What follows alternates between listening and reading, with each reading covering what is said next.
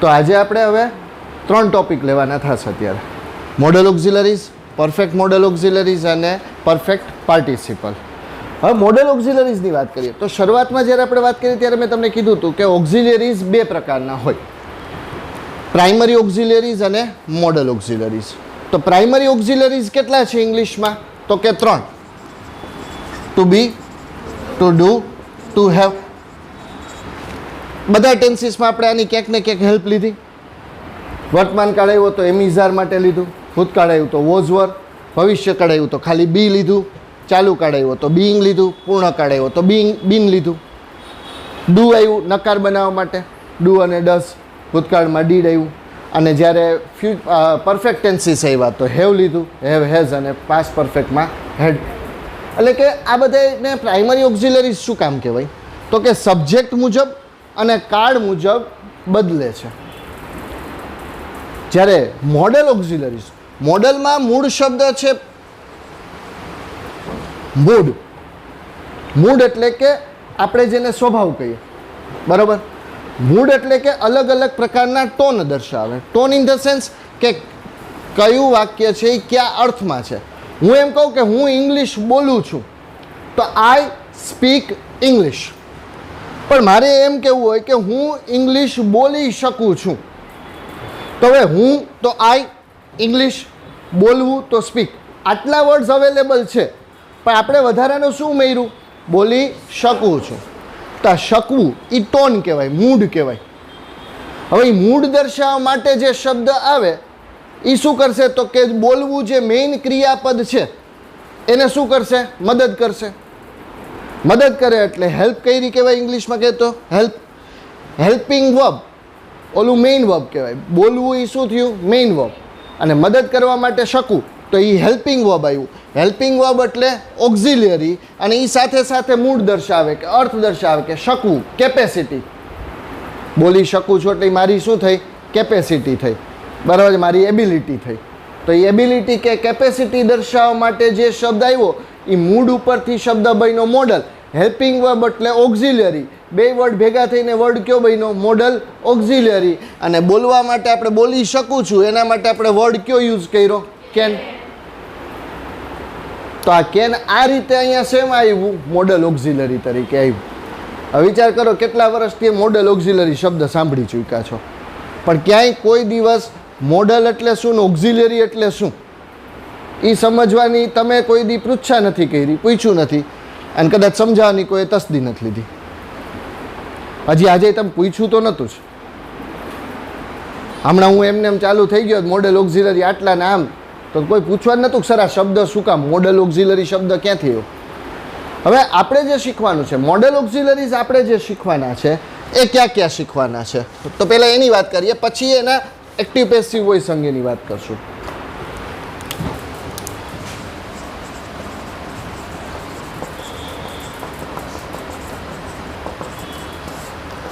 Model ઓક્ઝિલરીઝમાં આપણે already 2 શીખી ગયા, શેલ અને વિલ.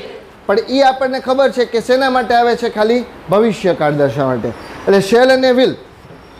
પછી આવે શુડ, વુડ, કેન અને કુડ, મે અને માઇટ, મસ્ટ અને ઓટ ટુ. આટલા શીખવાના થાય. શેલ અને વિલ તો એ આપણને ખબર છે સાદો ભવિષ્યકાળ દર્શાવવા માટે વપરાય છે. એના સિવાયના પહેલાં ખાલી ઉપયોગની ચર્ચા કરે. મોડલ ઓક્ઝિલરીઝનો કોઈ દી મિનિંગ ન હોય, એનો માત્ર ઉપયોગ હોય કે આ વસ્તુ દર્શાવવા માટેનો ઉપયોગ થાય. એનો પ્રોપર કોઈ મિનિંગ તમે કાઢી શકો નહીં. જેમ કે શુડ, તો શુડ શું દર્શાવે? તો કે નૈતિક ફરજ દર્શાવે. ઓબ્લિગેશન ઇંગ્લિશમાં કહેવાય. તમારે સખત મહેનત કરવી જોઈએ.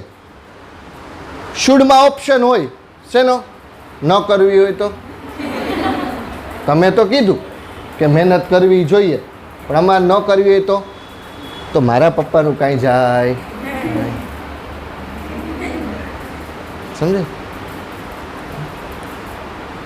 શુડમાં એ વસ્તુ આવે. પછી વુડ, વુડ પસંદગી દર્શાવે, ઈચ્છા કે પસંદગી. મારે કોઈ કાર્ય કરવાની મને ઈચ્છા છે, મને પસંદગી છે, એ કાર્ય કરવાનું મને ગમશે, તો એના માટે શું વપરાતું હોય છે? વુડ. પછી આવે કેન અને કુડ, એબિલિટી અથવા કેપેસિટી દર્શાવે. હું એમ કહું કે આઈ કેન સ્પીક ઇંગ્લિશ, તો એ ઇંગ્લિશ માટે વાક્ય કેનનું થયું. અને હું એમ કહું કે 50 students can seat in this classroom, આ ક્લાસરૂમમાં 50 વિદ્યાર્થીઓ બેસી શકે છે, તો એ ક્લાસરૂમની એબિલિટી કે કેપેસિટી થઈ, તો એના માટે કેન આવે. ભૂતકાળમાં કોઈ એબિલિટી હતી તો એના માટે કુડ આવે. He could swim when he was at the age of 4, 4 વર્ષની ઉંમરે તે તરી શકતો હતો. આપણે ભલે માંડ માંડ ચાલી શકતા હોય, બરાબર, પણ કોક હશે માઇકલ ફેલ્પ્સ જે બરાબર છે, વિશ્વનો સૌથી મહાન સ્વિમર કહેવાય ઓલિમ્પિક્સની લેવલે. એક જ ઓલિમ્પિકમાં 7 ગોલ્ડ મેડલ છે એની પાસે, એક જ ઓલિમ્પિકમાં. હવે એવો વ્યક્તિ હોય તો એ 4 વર્ષની ઉંમરે તરી શકતો હોય, તો પણ ભૂતકાળની એબિલિટી થઈ એટલે શું આવ્યું? કુડ. સેમ વે મે અને માઇટ સંભાવના કે શક્યતા દર્શાવે, પ્રોબેબિલિટી અથવા પોસિબિલિટી જેને આપણે કહીએ. વર્તમાન સમયની કોઈ આદત કે બરાબર સંભાવના દર્શાવી હોય તો મોટે ભાગે શું યુઝ થાય? મે. અને ભૂતકાળની વાત હોય તો માઇટ. એના સિવાય બીજો એક ડિફરન્સ છે, એ ચોખવટ કરી દો. મેના પ્રમાણમાં માઇટ ઓછી સંભાવના દર્શાવે. આવું વાતાવરણ હોય અત્યારે તો એમ કહેવાય કે ઇટ મે રેઇન ટુડે, કાં તો કે વરસાદ થવાની સંભાવના વધારે છે. પણ એકદમ તડકો નીકળી ગયો હોય, એકે વાદળું દેખાતું ન હોય, સ્કૂલે જવું જ પડશે આજ તો, કાં તો કે ચાન્સ જ નથી વરસાદ આવવાના, તો ઇટ માઇટ રેઇન ટુડે, ભાગ્યે જ કદાચ વરસાદ પડે, બહુ સારા કામ કર્યા હોય તો. પણ એટલું યાદ રાખજો, સ્કૂલે જવાનું હોય ને, બરાબર છે, તમે અહીંયા આવી જાઓ પછી અને તમે અહીંથી ઘરે પહોંચી જાઓ ને પછી જ વરસાદ આવે. તમને કોઈ દી વરસાદને લીધે રજા મળે એવું 12 વર્ષમાં માંડ 12 વારે નહીં થયું હોય. હા, મેક્સિમમ કહું છું વાતો, કારણ કે અમે ભણી ગયા છીએ, અમુક ફિલિંગ છે એ યુનિવર્સલ છે. એ ગમે એટલી જનરેશન બદલી જાય ને, બરાબર, એ ગમે એટલી જનરેશન બદલી જાય ને તો એ ફિલિંગ એમને મજાય. તમે તો સારા લોકો છો કે સ્કૂલમાં જેટલી કલાક બોલાવે એટલી કલાક બેઠા રહ્યો છો.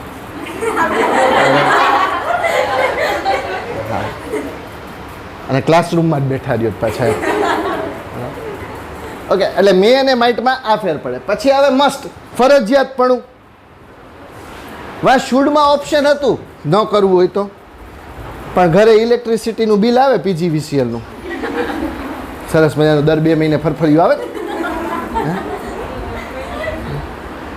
ત્યાં we must pay the electricity bill. તમે કે ન ભરીએ તો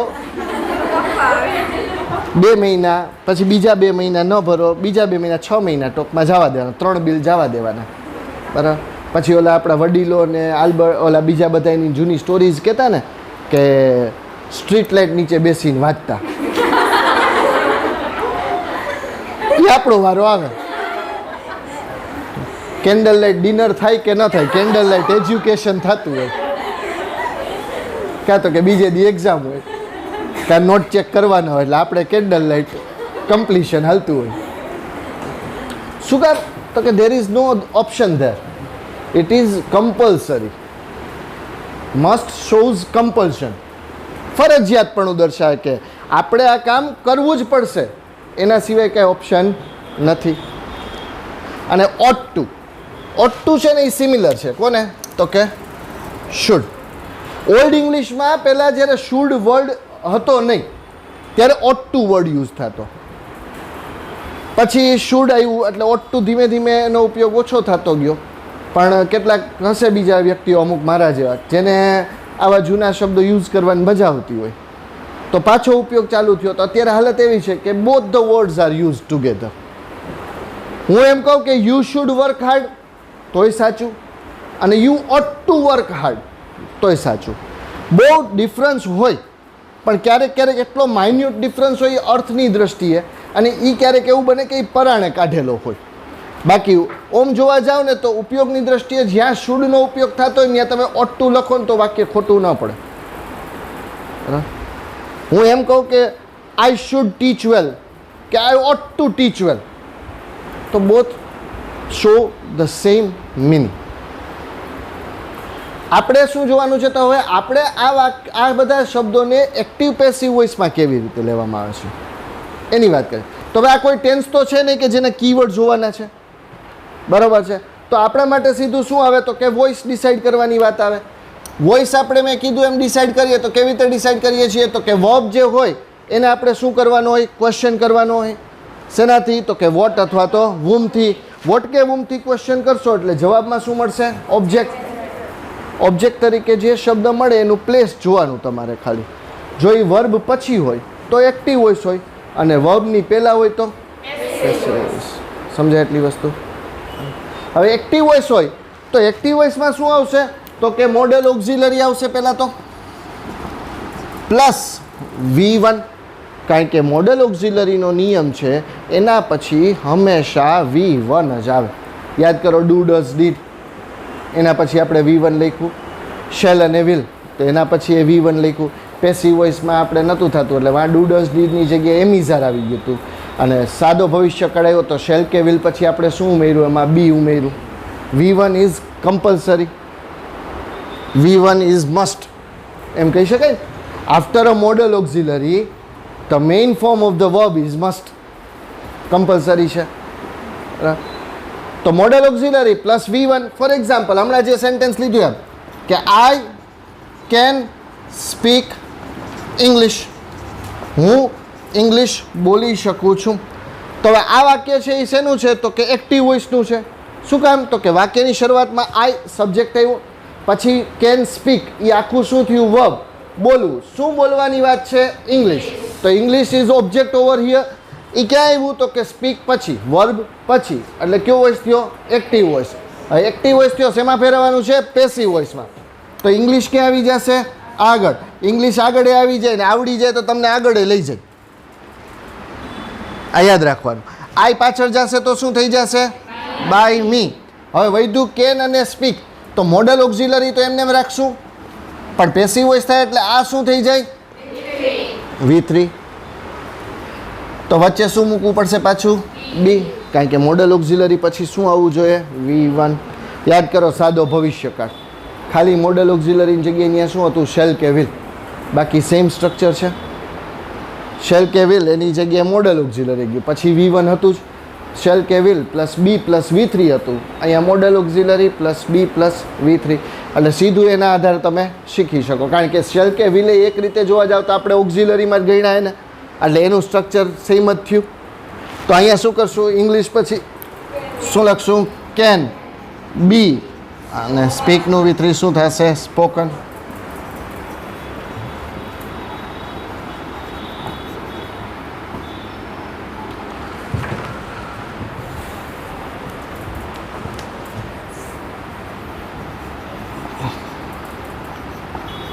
you ought to read this novel. તમારે આ નવલકથા વાંચવી જોઈએ.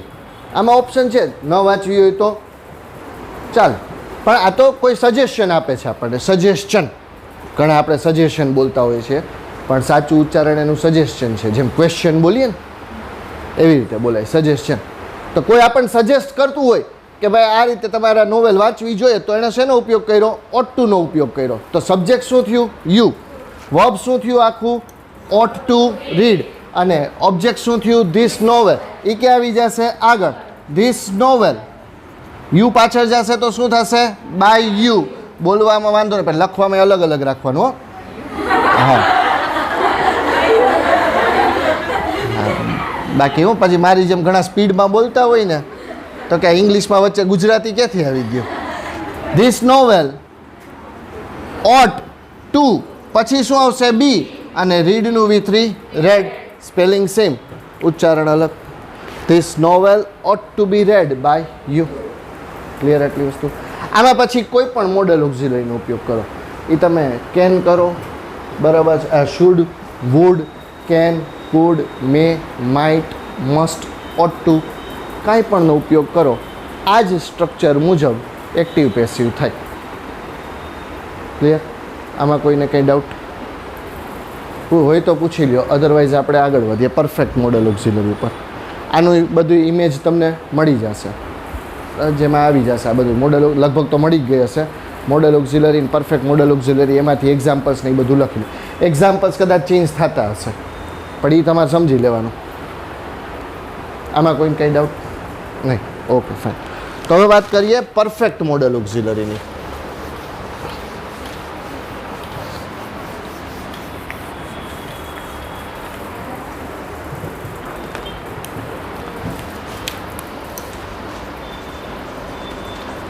Vote is perfect modal auxiliary? જો ઇંગ્લિશ થોડુંક અલગ પડે છે ને, કે થોડુંક ક્યાંક અઘરું પડે છે, એનું એક રીઝન આ છે. કાં તો કે નાઉન કંઈક અલગ કહેતું હોય, નામ હોય, અને અર્થ પાછો કંઈક અલગ થતો હોય. અહીંયા મેં એમ કીધું કે you should work hard, right? તમારે મહેનત કરવી જોઈએ. તો ટિપિકલ સ્ટુડન્ટ આન્સર શું મળે? આપણે કીધું તે કે સર ન કરીએ તો મેં શું કીધું કે મારા પપ્પાજીનું કંઈ જાય નહીં, પપ્પાજી કોઈ નહીં. એમાં શું છે બોલો? કાયદેસર છે.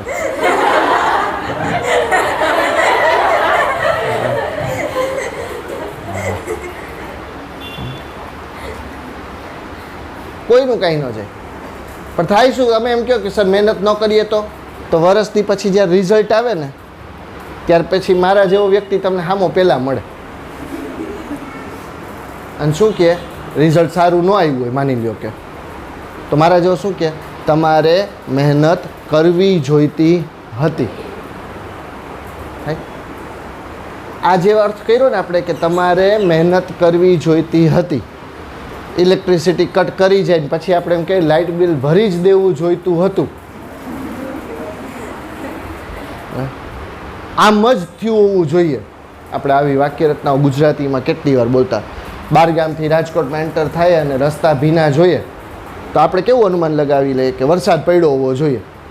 જો ગુજરાતીમાં આવી ઘણી બધી વાક્ય રચના આપણે બોલતા. આપ જેટલા વાક્ય હું બોલ્યો ને કે તમારે મહેનત કરવી જોઈતી હતી, ઇલેક્ટ્રિસિટી બિલ ભરી જ દેવું જોઈતું હતું, વરસાદ પડ્યો હોવો જોઈએ, આ બધાય વાક્યો છે ને એ ઇંગ્લિશમાં દર્શાવવા હોય ને તો શેનો ઉપયોગ કરવો પડે?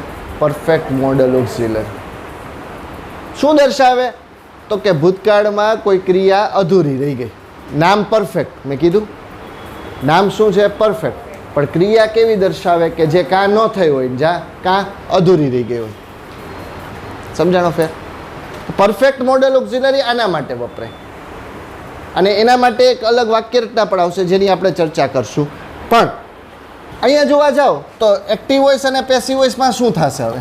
તો કે પહેલાં મોડલ ઓક્ઝિલરી આવશે. પરફેક્ટ શબ્દ આવ્યો એટલે ક્રિયાપદનું શું આવે? V3. તો મોડલ ઓક્ઝિલરી પછી તો શું આવવું જોઈએ? V1. અહીંયા શું આવ્યું? V3. તો ફરી પાછી મદદ લેવાની વાત આવે તો કોને યાદ કરવાના? To be, to do, to have. પહેલાં આપણે કોની પાસે જઈએ? પણ ટુ બીને અહીંયા લઈ આવો તો મોડલ ઓક્ઝિલરી પ્લસ બી પ્લસ V3. તો આવું તો હમણાં આપણે જોયું ક્યાં? પેસિવ વોઇસમાં. હવે તમે રહ્યા સાયન્સના વિદ્યાર્થીઓ, હામે ઉપર અંશ છેદમાં દેખાય, તમે શું કરો?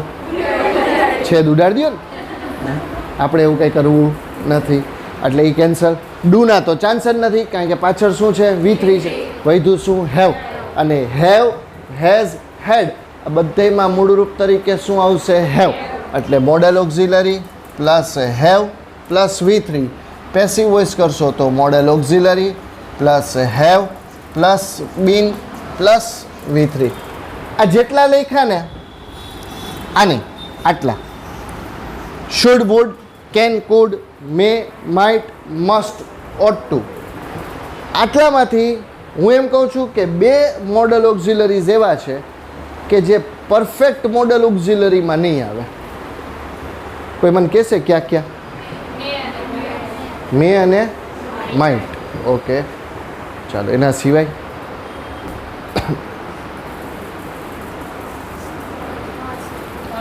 મે અને માઇટ એમાં 50% આન્સર સાચા છે. ચાલો મસ્ટ. યસ, કોણ બોલ્યું? શું કામ?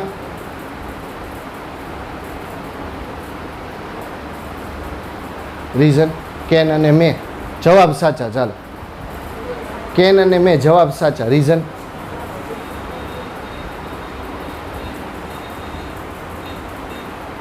નથી ખબર. શું કામ? શક્યતા તો કુડ એ દર્શાવે, માઇટ એ દર્શાવે. જો મેં થોડીક વાર પહેલાં કીધું, મેં પહેલાં તમને કીધું છે કે દરેક લેક્ચરમાં એક વસ્તુ યાદ રાખવાની, તમારું કોન્સન્ટ્રેશન જેટલું હશે ને એ તમને કામ આવશે. આપણા માઇન્ડમાં જો જે વસ્તુને બરાબર છે કોન્શિયસલી તમે ઇનપુટ કરતા હશો ને એ કોઈ દી આમાંથી શિફ્ટ ડિલીટ નથી થતી. એટલું યાદ રાખજો. રિસાયકલ બિન સૌથી મોટું અહીંયા હોય અને રિસ્ટોર એ સૌથી મોટું અહીંયા જ થાય. પણ ફેર એટલો પડે કે એ રિસાયકલ બિનમાં ગોતવા જવું પડે. 5 મિનિટ પહેલાં મેં કીધું કે ભૂતકાળની અધૂરી ક્રિયા દર્શાવે પરફેક્ટ મોડલ ઓક્સિલરી. તો કેન અને મે વર્તમાનમાં ઉપયોગ થાય. તો ઓટોમેટિક કેન આપ્યું હોય તો શું થઈ જતું હોય? કુડ. અને મે આપ્યું હોય તો શું થઈ જતું હોય? માઇટ. એટલે કેન અને મેનો ઉપયોગ થતો નથી. સમજાણું? બરાબર. બીજું, ઘણી વખત માની લો કે ફિલ ઇન ધ બ્લેન્ક ફોર્મેટમાં હશે ને, પૂછાશે ને તમને, તો એવું બનશે કે બ્રેકેટમાં તમને શેલ કે વિલે આપ્યા હશે અને એનું શું કરવાનું થતું હશે? ભૂતકાળ કરવાનું થતું હશે. તો શેલ અને વિલનું ભૂતકાળ કરવાનું થતું હશે તો શું કરશો? શેલનું શુડ અને વિલનું વુડ. બરાબર છે? ના, બરાબર નથી. શેલ અને વિલ આ બંનેનું વુડ થાય. તમે શું કામ બોલ્યા તો કે શેલ અને શુડ બેયમાં પેલા બે શબ્દો, પેલા બે અક્ષર આપણને હરખા દેખાય. રિતિક રોશન ને ઐશ્વર્યા રાય બેયની આંખો ભૂરી હોય તો ભાઈ બહેન ન બનાવી દેવાય ને, તો ધૂમ 2 ફ્લોપ ગયું હોત. શેલ અને શુડને કોઈ સંબંધ નથી. શેલ અને વિલ બંનેનું શું થશે? વુડ. કેન હોય તો કુડ, મે હોય તો માઇટ. આ રીતે. બરાબર છે. હવે અહીંયા એક વાક્ય રચના આપણે શીખવાની આવશે અને એ વાક્ય રચના છે શેની? ઇફ. ઇફનો અર્થ થાય જો ડોટ ડોટ ડોટ તો. 8-9-10માં ક્યાંક કન્ડિશન શીખા હશો, શોવિંગ કન્ડિશન આવું આવતું, શરત દર્શાવે ફંક્શનમાં, અને એમાં બે શબ્દો આવતા, ઇફ અને અનલેસ. જો તો અને જો નહીં તો. ઇફનો અર્થ પોઝિટિવ ઇન સેન્સમાં હોય અને અનલેસ નેગેટિવ સેન્સમાં. If you work hard you will pass. If you don't work hard you will not pass. અને ઇફ યુ ડુ નોટ ન લખવું હોય તો unless you work hard you will not pass. જો તમે મહેનત નહીં કરો તો તમે પાસ થશો નહીં. ઇફવાળું વાક્ય હોય, ઇફ પ્લસ નોટવાળું વાક્ય હોય અથવા તો અનલેસવાળું વાક્ય હોય. 3 પ્રકારની વાક્ય રચના આવતી. એમાં થતું શું? તો કે ન્યાય એવું થતું કે ઇફવાળા ભાગમાં સિમ્પલ પ્રેઝન્ટ ટેન્સ આવે અને સામે આવે simple future tense. If you work hard you will pass. If you work, તો વર્ક ઇઝ સિમ્પલ પ્રેઝન્ટ અને will pass is simple future. પણ આ જ વાક્યનું આમે કહી શકું ને કે જો તમે મહેનત કરી હોત તો તમે પાસ થઈ ગયા હોત. બંને ક્રિયાઓ ક્યારની વાત આવી? ભૂતકાળની. તો રૂલ અલગ લાગુ પડશે. તો ઇફનો રૂલ આવો કંઈક આવશે કે ઇફવાળા ભાગમાં આવશે પાસ્ટ પરફેક્ટ ટેન્સ અને સામે આવશે perfect modal auxiliary. For example, આપણે જે હમણાં કીધું એમ જ થોડુંક બરાબર છે. If you had run fast you could have caught the bus. જો તમે ઝડપથી દોડ્યા હોત તો તમે બસ પકડી શક્યા હોત. આ શું દર્શાવે? બેમાંથી એકેય ક્રિયા થઈ નથી. ન ઝડપથી દોડ્યા અને ન એને લીધે બસ પકડાય. સમજાણ? એટલે કે શું દર્શાવે? તો કે બે ક્રિયા અધૂરી. હવે આ વાક્યમાં કદાચ બ્લેન્ક ફોર્મેટ હોય તો શું કર્યું હોય? તો કે અહીંયા બ્લેન્ક આપી હોય અને બ્રેકેટમાં શું આપ્યું હોય? તો કે કેન પ્લસ કેચ. શું આપ્યું હોય? Can plus catch.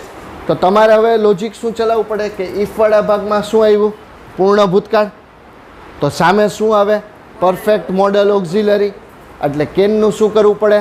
કુડ. જો કેનનો ઉપયોગ ન થયો, કેનને બદલે શું થઈ ગયું? કુડ. પછી શું ઉમેરવું પડે? હેવ. અને એક્ટિવ વોઇસ હોય એટલે તમારે સીધું V3 ઉમેરવું પડે. પેસિવ કરવા જાઓ તો શું થાય? If you had run fast the bus could have been caught by you. છે અમુક ટોપિક્સ એવા હોય કે જેનો કન્સેપ્ટ મગજમાં સમજો ને ત્યારે થોડીક વાર લાગે, બાકી સ્ટ્રક્ચર વાઇઝ છે ને એ સહેલા હોય. જેમ કે ચાલુ કાળથી બધાય, ચાલુ વર્તમાન કાળ, ચાલુ ભૂતકાળ, પૂર્ણ કાળ બધાય. અને આ શું કામ? તો કે આ બધી વસ્તુ એવી છે કે એના સ્ટ્રક્ચર્સ જોશો ને તો એ ક્વાઇટ સિમ્પલ છે, કારણ તો કે બે જગ્યાએ ઓલમોસ્ટ સરખું હોય. સાદો વર્તમાન કાળ, સાદો ભૂતકાળમાં શું થાય?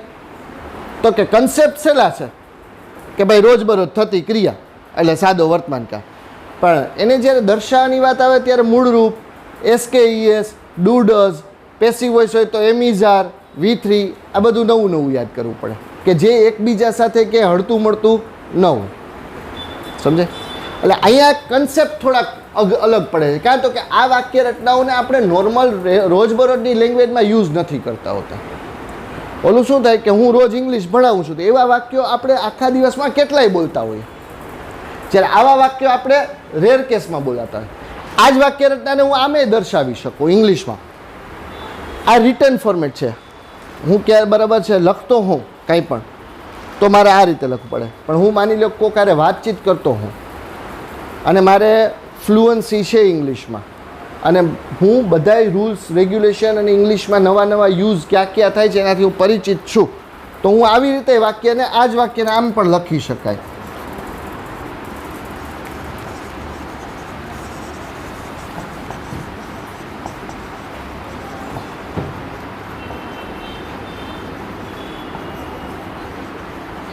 Had you run fast, you could have caught the bus.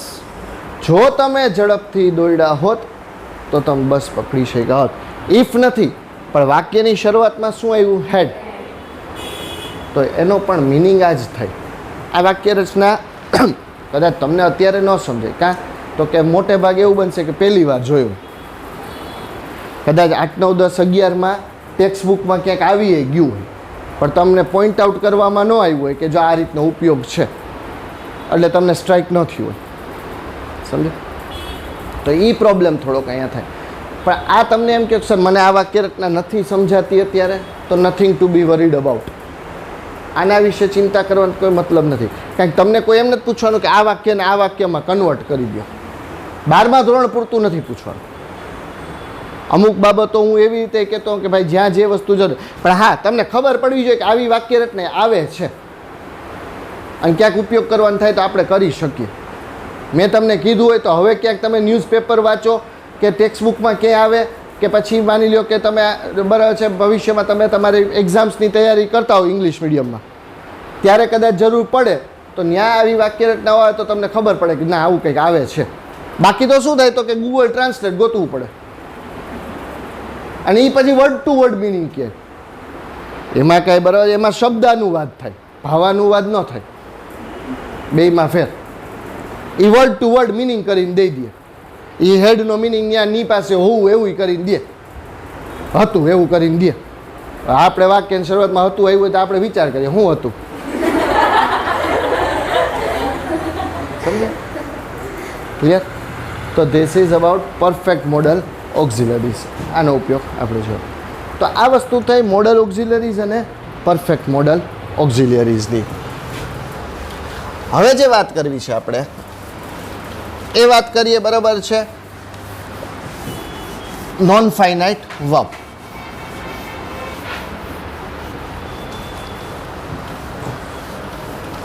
Non finite verb શું છે તો કે આપણે ગુજરાતીમાં જેને કહીએ છીએ કૃદંત.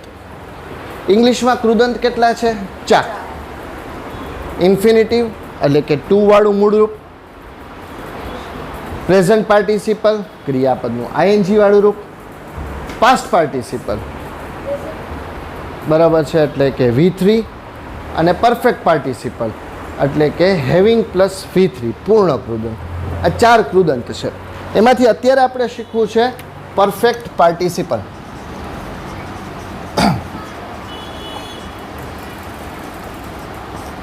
પૂર્ણ કૃદંતનો ઉપયોગ ક્યારે થાય?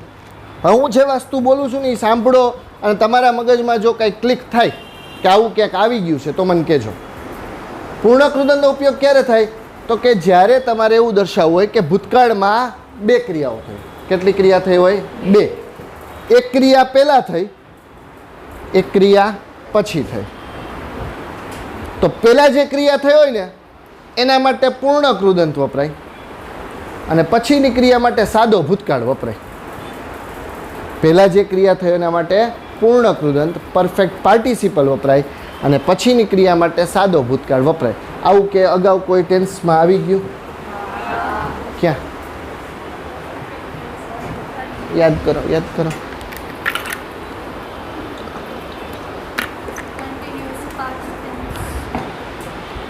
નજીક છો થોડા. પાસ્ટ કન્ટિન્યુઅસ ટેન્સ નજીકનો આન્સર છે.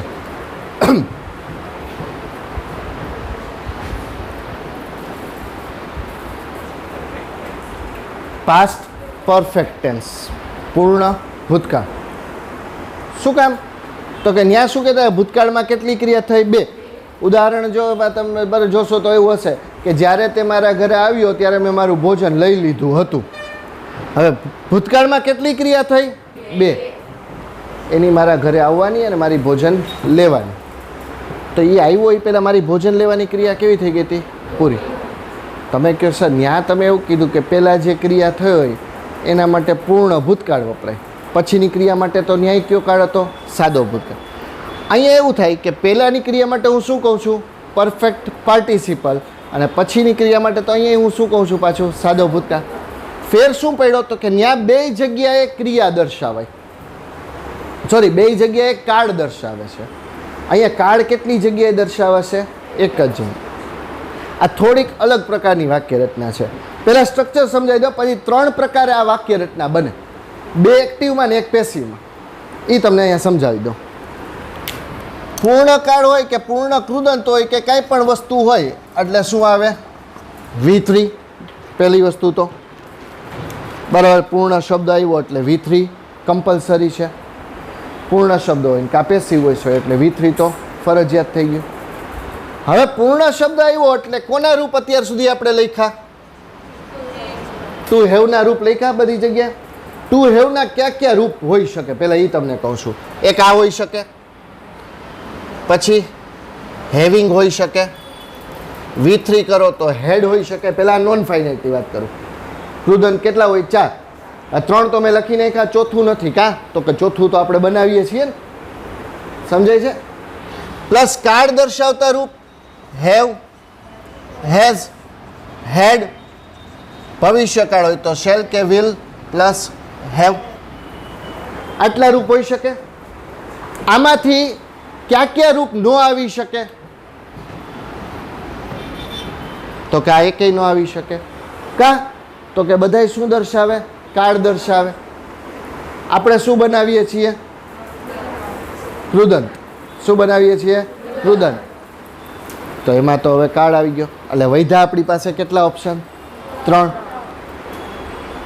આનો જ્યારે અર્થ કરશો ત્યારે અર્થ એવો નીકળશે કે એક કામ પૂરું કરીને બીજું કામ થયું.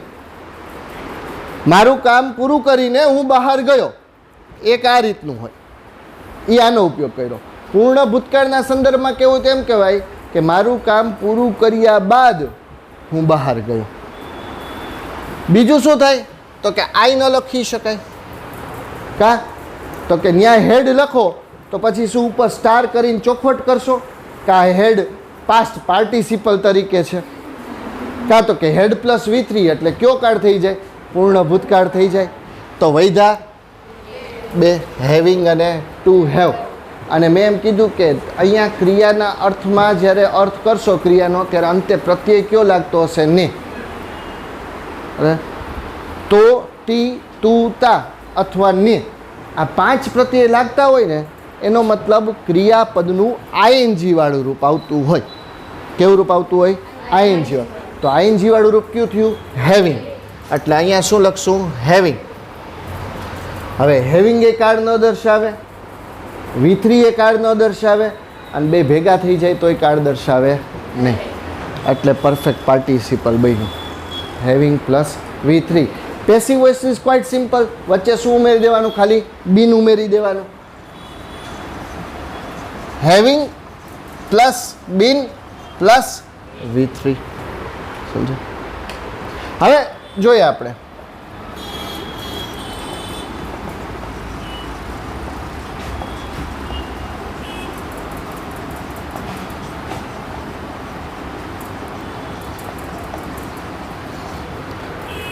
Blank his work he went out પોતાનું કામ પૂરું કરીને તે બહાર ગયો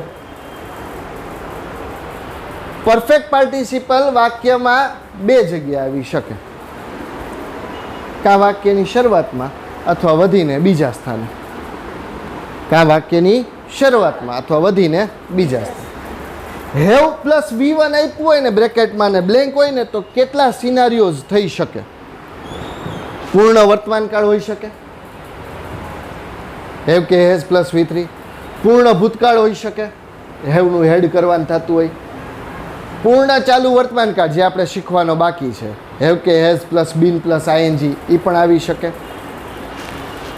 પરફેક્ટ પાર્ટિસિપલ એ આવી શકે 4 અને એક હજી કોઝલ વર્બ આવે મેક ગેટ અને હેવ એમાંય શું આવે હેવ તો એનો જવાબ આવતો હોઈ શકે 5 સિનારીઓ હોઈ શકે એમાંથી બરાબર છે ટ્રાયલ એન્ડ એરર મેથડ ઉપર જવું પડે કોઝલ વર્બમાં અર્થ ઉપર આવે કે ફરજિયાતપણું દર્શાવે તો એવો કોઈ અહીંયા અર્થ નથી પૂર્ણ વર્તમાનકાળ હોત તો ઓલરેડી જસ્ટ ઓફન નેવર ઘણા બધા શબ્દો આપણે જોયા ક્યાં હોત પૂર્ણ ભૂતકાળ હોત તો વેન બિફોર કે આફ્ટર હોત ભવિષ્યકાળની કોઈ વાત નથી તો વૈધું શું તો કે પૂર્ણ કૃદંત અને અર્થે આપણે શું કર્યો પોતાનું કામ પૂરું કરીને તે બહાર ગયો હવે આપણે જોવાનું શું છે તો કે weather it is the sentence of active voice or passive voice complete પૂરું કરવું શું પૂરું કરવાની વાત છે વર્ક ક્યાં આવ્યું બ્લેન્ક પછી એટલે કે વર્બ પછી એટલે કે કયો વોઇસ થયો એક્ટિવ વોઇસ તો શું લખશું હેવિંગ અને કમ્પ્લીટનું V3 શું લખશું કમ્પ્લીટેડ સમજે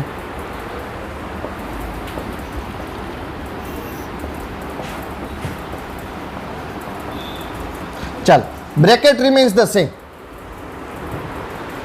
બ્રેકેટ સેમ છે હવે આપણે 5 સિનારીઓ નથી વિચારવા આના જવાબ માટે હું તમને MCQ આપું કેટલા 2 50-50 કરી લીધેલું છે ઓલમોસ્ટ ઓલરેડી 50-50 કરી દીધેલું છે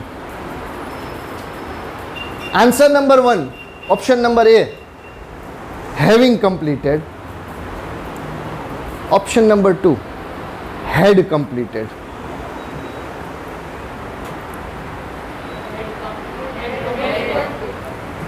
કેટલા એમ કે ઓપ્શન નંબર A હેવિંગ